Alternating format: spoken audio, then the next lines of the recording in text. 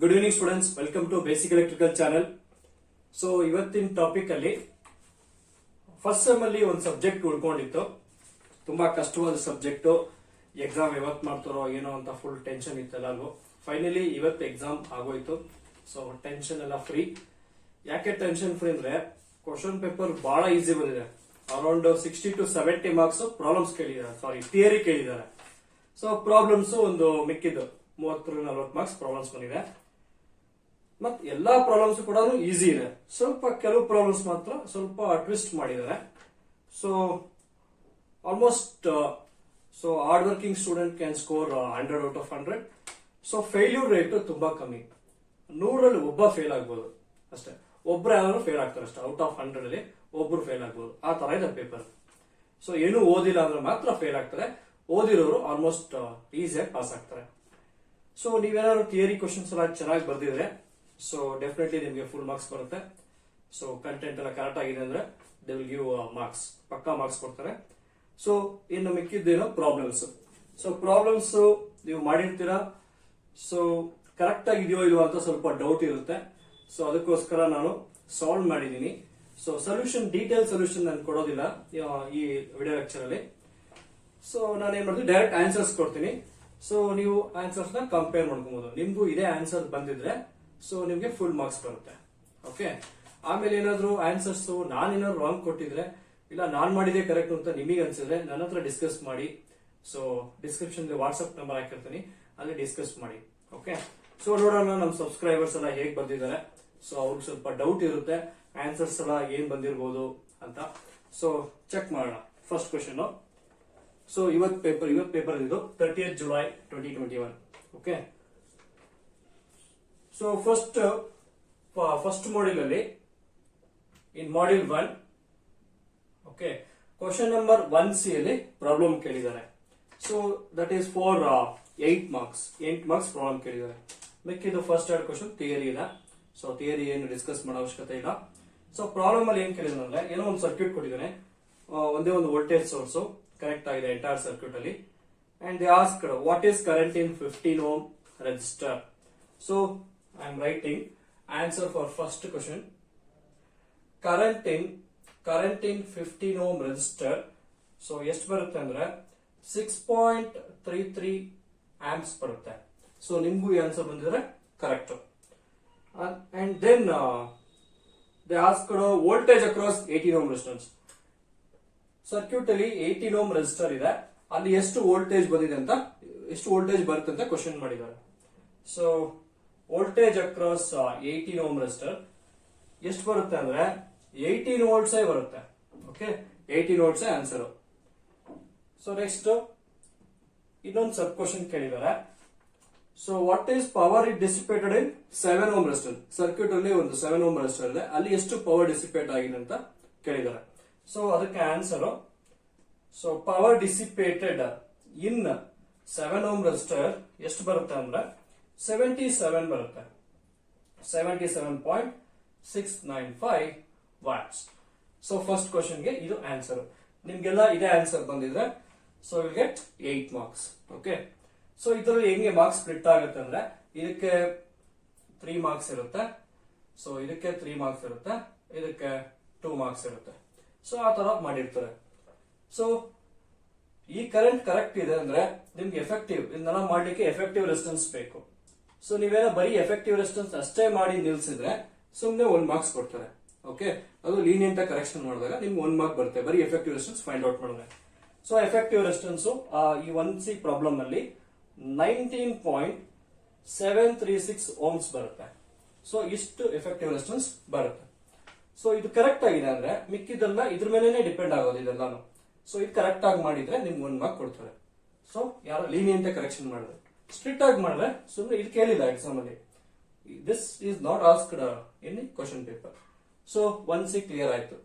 Next module 1 ಅಲ್ಲಿ next ಇನ್ನೊಂದು problem ಕೇಳಿದ್ದಾರೆ. ಯಾಕಂದ್ರೆ ಕ್ವಶನ್ ನಂಬರ್ 1 and 2 ಎರಡರಲ್ಲಿ ಆದ್ರೂ 1 ಬರೀಬಹುದು.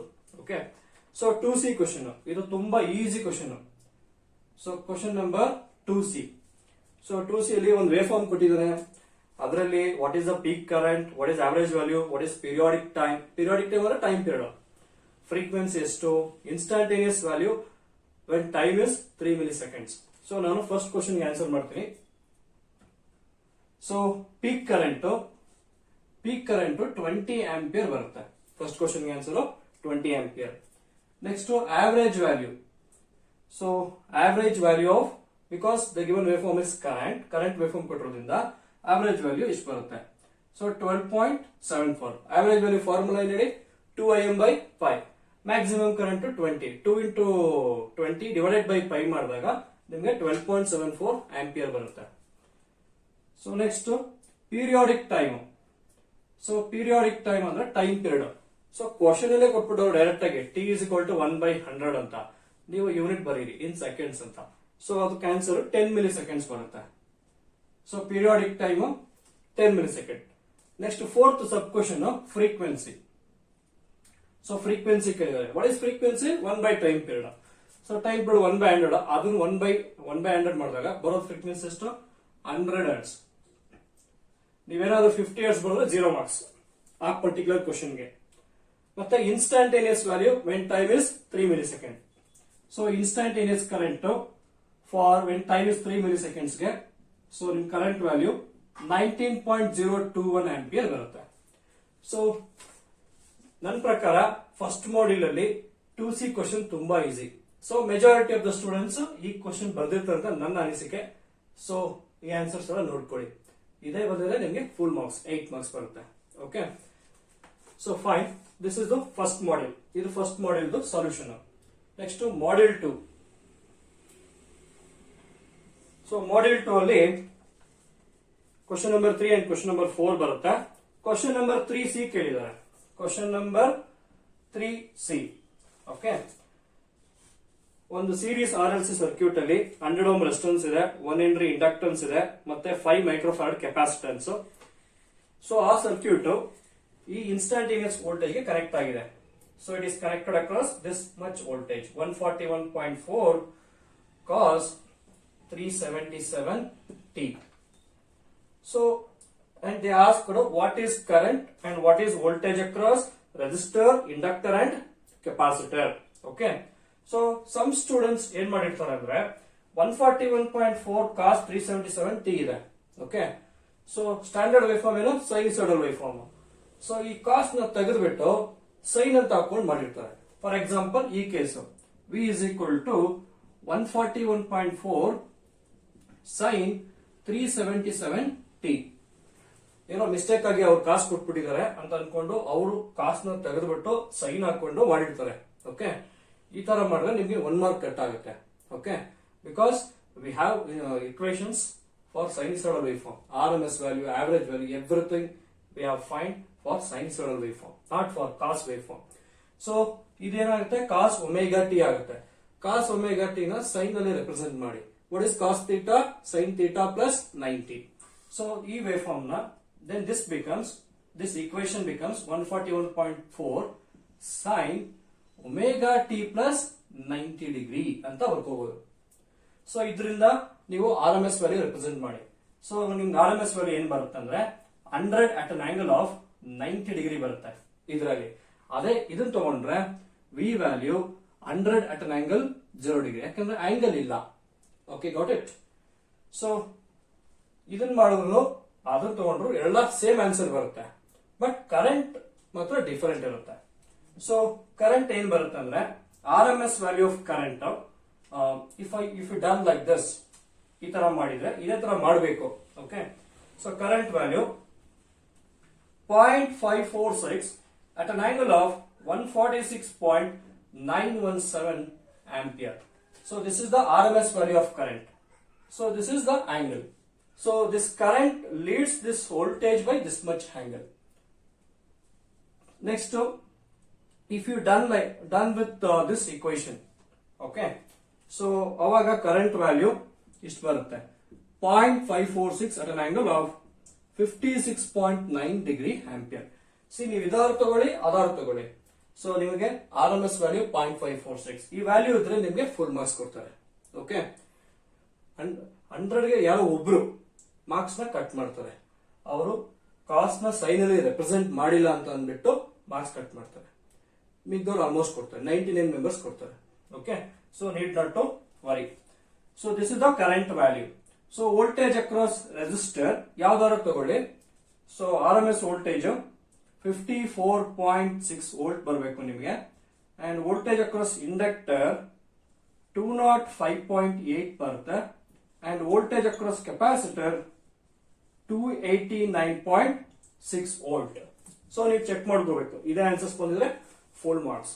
ಸೊ ಯಾರಿಗೆ ಫುಲ್ ಮಾರ್ಕ್ಸ್ ಬರುತ್ತೆ ಅಂದ್ರೆ ಈ ಮೆಥಡ್ ಮಾಡಿರೋರಿಗೆ ಫುಲ್ ಮಾರ್ಕ್ಸ್ ಬರುತ್ತೆ, ಈ ಮೆಥಡ್ ಮಾಡಿರೋ 1 ಮಾರ್ಕ್ ಕಟ್ ಆಗ್ಬಹುದು. Okay, got it.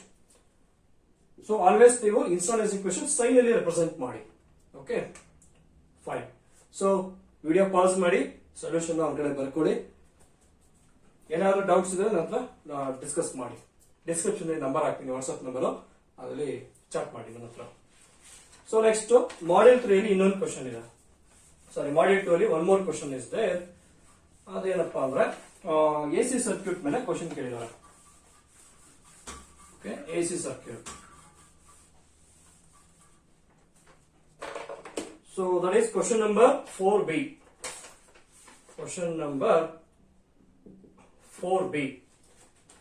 When a three-phase balance impedance are connected in star across the three-phase 415 volt 50 hertz supply, the line current drawn is 20 ampere at a lagging power factor of 0.4. Determine the parameters of the impedance in each phase. Okay, ಇದನ್ನ ಕೇಳಿದ್ದಾರೆ. So most of the students ಈ question problem ಮಾಡಿರಲ್ಲ ಅಂತ ಅನ್ಕೊಳ್ತೀನಿ. So but ಕೆಲವರು ಮಾಡಿರ್ತಾರೆ. So answer ತಗೊಳ್ಳಿ direct ಆಗಿ. Parameters of the impedance in each phase. So leading power factor ಕೊಟ್ಟಿರೋದ್ರಿಂದ ಪ್ಯಾರಾಮೀಟರ್ಸ್ ರೆಸಿಸ್ಟೆನ್ಸ್ ಕೆಪಾಸಿಟೆನ್ಸ್ ಇರುತ್ತೆ. Okay, so resistance per phase 4.792 ohms ಬರುತ್ತೆ, ಮತ್ತೆ capacitance per phase 289.92 microfarad ಬರುತ್ತೆ. So this is a solution for 4th B question. Okay, 6 marks ಕೇಳಿದ್ದಾರೆ. Very simple question. Impedance ಕಂಡುಹಿಡ್ಕೊಂಡ್ರೆ ಮುಗೀತು. So resistance formula Z phase cos phi, capacitance formula Z phase sin phi. Capacitive reactance ಬರುತ್ತೆ. ಅವ್ರು ಕೊಟ್ಟಿರೋ frequency ಇಂದ capacitance find out ಮಾಡಿದೀನಿ. Okay, this are the circuit parameters, resistance and capacitance for leading power factor. ಇದನ್ನೇ inductive lagging ಅಂತ ಕೊಟ್ಟಿದ್ರೆ resistance inductance ಆಗೋದು circuit ಅಲ್ಲಿ. So next we can go to module 3. So module 3 ತುಂಬಾ easy. Almost 20 marks ಒಂದು question ಕೇಳಿದ್ರು. 5th question full theory ಕೇಳಿದಾರೆ. So 20ಗೆ 20 ಮೆಜಾರಿಟಿ ಆಫ್ ದ ಸ್ಟೂಡೆಂಟ್ಸ್ ತಗೊಳ್ತಾರೆ. Okay, so next question number 6 ಅಲ್ಲಿ ಎಫಿಷಿಯನ್ಸಿ ಮೇಲೆ ಪ್ರಾಬ್ಲಮ್ ಕೇಳಿದ್ದಾರೆ. 8 marks. Okay, question number 6C. So 8 marks ಕೇಳಿದ್ದಾರೆ. ಸೊ ಇದು ಯಾವ ರೀತಿ ಅಂದ್ರೆ equation type. Iron loss, copper loss ನೀವು ಫೈಂಡ್ ಔಟ್ ಮಾಡ್ಬೇಕು ಫಸ್ಟ್. ಆ ಲಾಸಸ್ ನ ಯೂಸ್ ಮಾಡಿಕೊಂಡು ಅವನ್ ಕೊಟ್ಟಿರೋ ಲೋಡು ಮತ್ತೆ ಪವರ್ ಫ್ಯಾಕ್ಟರ್ ಗೆ ಎಫಿಷಿಯನ್ಸಿ ಫೈಂಡ್ ಔಟ್ ಮಾಡಬೇಕು. ಸೊ ನೀವೇನಾದ್ರು ಮಾಡಿದ್ರೆ ಆನ್ಸರ್ ನೋಡ್ಕೊಳ್ಳಿ. ಐರನ್ ಲಾಸ್ ಇಷ್ಟು ಬರುತ್ತೆ, 13,130.70 watts. And full load copper loss 17,507.58 watts. So ಮತ್ತೆ ಎಫಿಷಿಯನ್ಸಿ ಅವ್ನು ಕೊಟ್ಟಿರೋ ಎಫಿಷಿಯನ್ಸಿ ಯಾವ್ದಕ್ಕೆ, ಯಾವ ಲೋಡು, ಆಲ್ಫ್ ಲೋಡ್ಗೆ unity power factor, half load unity power factor with this losses what is the efficiency ಅಂತ ಕೇಳಿದ್ದಾರೆ. ಸೊ ಆನ್ಸರ್ ಬಂದ್ಬಿಟ್ಟು 94.485%. ಯಾರ್ಯಾರಿಗೆ ಇದು ಆನ್ಸರ್ ಇಷ್ಟೇ ಬರ್ಬೇಕು, ಆನ್ಸರ್ 48 ಬರಬೇಕು, ಬರೋಗೆಲ್ಲ ಫುಲ್ ಮಾರ್ಕ್ಸ್ ಸಿಗುತ್ತೆ. ಓಕೆ, ಇಲ್ಲ ಇದನ್ನ ಯಾರು ಫೈಂಡ್ ಔಟ್ ಮಾಡಿಲ್ಲ, ಬರೀ ಇಷ್ಟೇ ಮಾಡಿದ್ರೆ ಸೊ ನಿಮಗೆ 4 ಮಾರ್ಕ್ಸ್ ಬರುತ್ತೆ. 4 to 5 ಮಾರ್ಕ್ಸ್ ಕೊಡ್ಬೋದು. ಇದಕ್ಕೆ 3 to 4 ಮಾರ್ಕ್ಸ್ ಇರುತ್ತೆ ಈ ಪರ್ಟಿಕ್ಯುಲರ್ ಪಾರ್ಟ್ಗೆ. So got it. Question number 4 and 6 module 3 ಅಲ್ಲಿ ಒಂದೇ ಒಂದು ಪ್ರಾಬ್ಲಮ್ ಕೇಳಿದ್ದಾರೆ. ಇಡೀ ಮಾಡ್ಯೂಲ್ ಒಂದೇ ಪ್ರಾಬ್ಲಮ್. ಸೊ ನೆಕ್ಸ್ಟ್ ಟೈಮು ಬೇರೆ ಪ್ರಾಬ್ಲಮ್ ಕೇಳ್ಬೋದು. ಸೊ ವಿಡಿಯೋ ಪಾಸ್ ಮಾಡಿಬಿಟ್ಟು ಸೊ ಸೊಲ್ಯೂಷನ್ ಬರ್ಕೊಳ್ಳಿ. ಸೊ ಹಂಗೆ ಕಂಪ್ಯಾರಿಸನ್ ಮಾಡ್ಕೊಳ್ಳಿ. ಸೊ ಎಲ್ಲ ಮರ್ತೋಗ್ಬಿಟ್ಟಿದ್ದೀರಾ ಏನ್ ಆನ್ಸರ್ ಬಂದಿದೆ ಅಂತ. So next is module 4. So module 4 ಅಲ್ಲಿ ಮಾಡ್ಯೂಲ್ 4 ಶಂಟ್ ಜನರೇಟರ್ ಮೇಲೆ ಪ್ರಾಬ್ಲಮ್ ಕೇಳಿದಾನೆ. DC shunt generator, 4 pole connected armature as field resistance 0.50 ohms, armature resistance 0.1. Generator supplies 60, 100 volt 40 watt lamps calculate total armature current in each armature conductor ಅಂದ್ರೆ current per path ಅಂತ. And generated EMF ಅದೆಷ್ಟು ಅಂತ ಕೇಳಿದ್ದಾರೆ. Take 1 volt per brush contact drop. ನೀವೇನಾದ್ರು ಈ problem try ಮಾಡಿದ್ರೆ so answer ತಗೊಳ್ಳಿ. Armature current question number 7C. Question number 7C armature current answer 26 ampere ಬರಬೇಕು. ಮತ್ತೆ current in each conductor, current in each armature conductor means current per path, that is nothing but armature current per path. That will be 6.5 ampere. Then what is the generated voltage anta kelidane. So generated voltage 104.6 volt. Ist answer bandire full marks. Okay. So this is about question number 7. Next question number 8 ಗೆ ಹೋಗೋಣ. So question number 8 ಅಲ್ಲಿ ಒಂದೇ problem ಕೇಳಿದಾನೆ. So that is DC shunt motor. 4-pole 220 volt lap connected DC shunt motor has 36 slots and each slot containing 16 conductors. It draws 40 ampere from the supply. The field resistance and armature resistance are 110 and 0.1 ohm respectively. Motor develops an output power of 6 kilowatt. Flux per pole is 40 milliweber. Calculate the speed, torque developed in armature and the shaft torque. Okay. So speed ge answer baritini. So first question number 8. Okay, 8C. Question number 8C. So speed value ಬಂದ್ಬಿಟ್ಟು 563 ಬಂದಿದೆ ನಿಮ್ಗುನು. So ನನಗೂ ಕೂಡ 563 RPM ಬಂದಿದೆ. 563.02 RPM. ನೀವು ಬರೀ 563 ಬರೆದ್ರು you will get full marks. Need not to worry. Then armature torque. So second question ಬಂದ್ಬಿಟ್ಟು armature torque. So armature torque 139.207 newton metre ಬಂದಿದೆ. ಇಷ್ಟು ಬರಬೇಕು. ನೆಕ್ಸ್ಟ್ ಥರ್ಡ್ ಕ್ವಶನ್ ಬಂದ್ಬಿಟ್ಟು shaft torque. Okay, shaft torque ಅಂದ್ರೆ torque at the output. Okay, ಇದು armature torque in the machine, inside the machine. So output torque ಕೇಳಿದಾನೆ. Output torque ನಮ್ಗೆ output power ಬೇಕು. So output power question ಅಲ್ಲಿ ಕೊಟ್ಟಿದ್ದಾರೆ, 6000 watts ಕೊಟ್ಟಿದ್ದಾರೆ. So shaft torque ಗೆ formula ಹೆಂಗ್ ಗೊತ್ತಾ? Output power divided by 2πn/60. ಈ ಬಂದಿರೋ ಸ್ಪೀಡ್ ನ ಇಲ್ಲಿ ಹಾಕೊಳ್ಳಿ. ಔಟ್ಪುಟ್ ಪವರ್ 6000 ವ್ಯಾಟ್ ಕೊಟ್ಟಿದ್ದಾರೆ. ಸೊ ಅದರಿಂದ ನಮಗೆ ಬರೋದು shaft torque is 101.765 newton metre. 101.765 newton metre. Okay, ಇದೊಂದು ಹೊಸ ಕ್ವಶನ್. ಸೊ ಫಸ್ಟ್ ಟೈಮ್ ಕೇಳಿದ್ದಾರೆ ಶಾಫ್ಟ್ ಟಾರ್ಕ್. ಸೊ ಇಷ್ಟು ಡೀಟೇಲ್ ಆಗಿ ಸಿಲೆಬಸ್ ಅಲ್ಲಿ ಇಲ್ಲ ಹೇಳ್ಕೊಡೋ ತರ, ಬಟ್ ಇಲ್ಲಿ ಕೇಳಿದ್ದಾರೆ. ಸೊ ಹೇಳಕ್ಕಾಗಲ್ಲ, ಗ್ರೇಸ್ ಮಾರ್ಕ್ಸ್ ಬಂದ್ರೆ ಬರ್ಬೋದು. ಸೊ ಲೆಟ್ ನೋಡೋಣ how the university will consider. ಯಾಕಂದ್ರೆ ಇದು ಹೇಳ್ಕೊಡ್ಬೇಕು ಅಂದ್ರೆ ಟೈಪ್ಸ್ ಆಫ್ ಟಾರ್ಕ್ ಅಂತ ಸಿಲೆಬಸ್ ಅಲ್ಲಿ ಇರಬೇಕು. ಓಕೆ, ಅದು ಅವ್ರು ಕೊಟ್ಟಿಲ್ಲ. ಸೊ ಇನ್ನು 3 ಟಾರ್ಕ್ ಇದೆ: ಆರ್ಮೇಚರ್ ಟಾರ್ಕ್, ಶಾಫ್ಟ್ ಟಾರ್ಕ್, ಇದೊಂದು ಲೋಡ್ ಟಾರ್ಕ್ ಅಂತ, ಸಾರಿ ಲಾಸ್ಟ್ ಟಾರ್ಕ್. ಆ ತರ ಏನು ಬೇರೆ ಕಾನ್ಸೆಪ್ಟ್ ಇದೆ, ಅದು ISM ಅಲ್ಲಿ ಹೋಗ್ತಾರೆ. ಸೊ ಮಿಸ್ಟೇಕ್ ಆಗಿ ಕೊಟ್ಟಿರ್ಬೋದು. ಸೊ ಕೆಲವು ಕಾಲೇಜಲ್ಲಿ ಹೇಳ್ಕೊಟ್ಟಿರ್ತಾರೆ ಇದನ್ನ. So they may be done it. So ನೋಡೋಣ, ಇಷ್ಟು ಬರ್ಬೇಕು answer. Okay, so shaft torque armature torque ಇಂದ ಕಮ್ಮಿ ಇರಬೇಕು ಯಾವಾಗಲೂ. ಸೊ ಇಲ್ಲಿ ನೋಡೋಣ. So next is module 5 question number 9 20 marks theory. So ಯಾರು ಥಿಯರಿ ಚೆನ್ನಾಗಿ ಓದಿದಾರ ಅವರು ಆರಾಮಾಗಿ 60 ಇಂದ 70 ಮಾರ್ಕ್ಸ್ ತಗೋಬಹುದು ಈ ಪೇಪರ್ ಅಲ್ಲಿ, ಅಷ್ಟು ಈಸಿ ಕೊಟ್ಟಿದ್ದಾರೆ. Okay, so next is module 5 ಅಲ್ಲಿ ಒಂದೇ ಒಂದು ಪ್ರಾಬ್ಲಮ್ ಕೇಳಿದ್ದಾರೆ. ಸೊ ಅದು 10B, ಕ್ವಶನ್ ನಂಬರ್ 10B ಅಲ್ಲಿ ಪ್ರಾಬ್ಲಮ್ ಬಂದಿದೆ. Problem 1, 3 face alternator. ಸೊ ಒಂದೇ ಒಂದು ಫಾರ್ಮುಲಾ ಹಾಕೊಡಿ. EPH = 4.44 F/TPH KC KD. ಅದೊಂದು ಫಾರ್ಮುಲಾ ಹಾಕೊಂಡ್ರೆ ಸಾಕು, ಎಲ್ಲಾ ಡೇಟಾ ಕೊಟ್ಟಿದ್ದಾನೆ.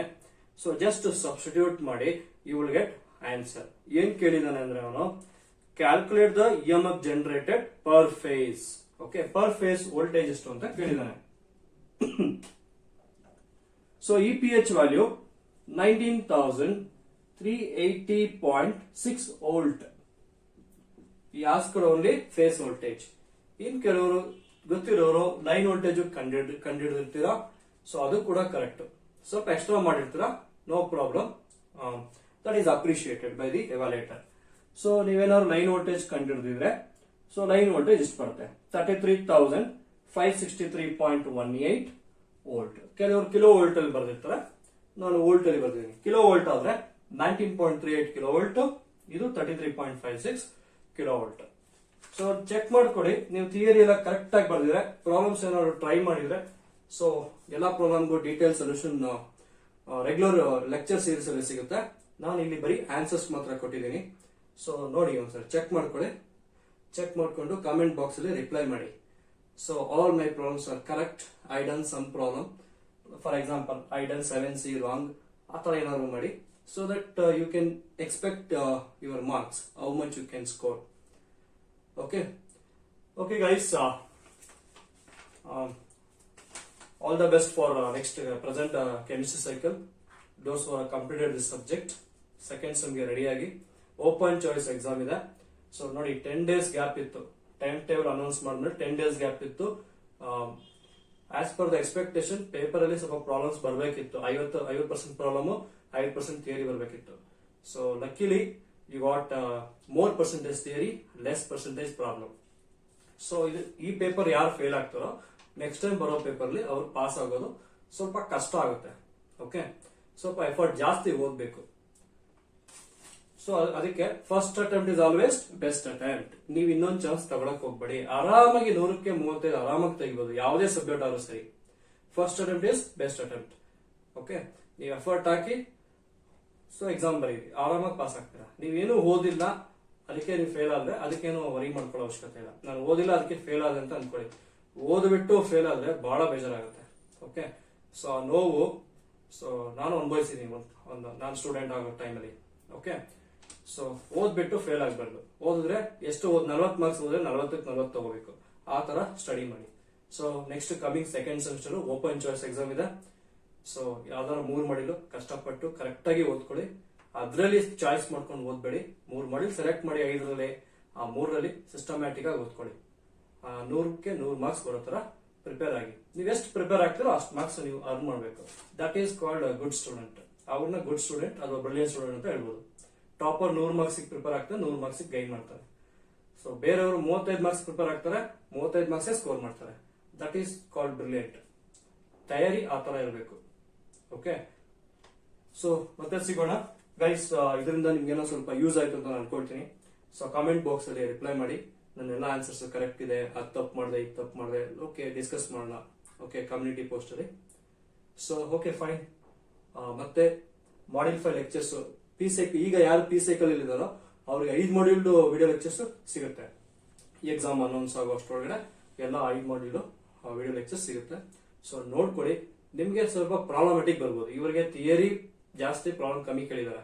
ನಿಮ್ಗೆ ಪ್ರಾಬ್ಲಮ್ ಥಿಯರಿ ಈಕ್ವಲ್ ಆಗಿ ಕೇಳ್ಬೋದು, ಇಲ್ಲ ಪ್ರಾಬ್ಲಮ್ ಸ್ವಲ್ಪ ಜಾಸ್ತಿ ಕೇಳ್ಬೋದು.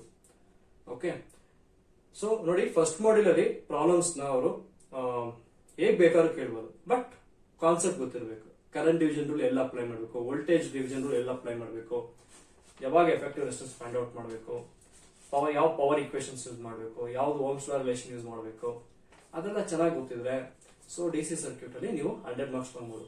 ಏನ್ ಮಿಸ್ಸಿಂಗ್ ಈ ಪ್ರಾಬ್ಲಮ್ ಅಲ್ಲಿ ಅಂದ್ರೆ ಕಿರ್ಚಾಫ್ ಲಾಸ್ ಮೇಲೆ ಪ್ರಾಬ್ಲಮ್ ಕೇಳಿಲ್ಲ, KCL KVL ಮೇಲೆ ಒಂದು ಲೆಕ್ಕ ಕೇಳಿಲ್ಲ. ಸೊ ಅದಕ್ಕೆ ನೀವು ಪುಣ್ಯ ಮಾಡಿರ್ಬೇಕು ಈ ಪೇಪರ್ಗೆ. Okay, so got it.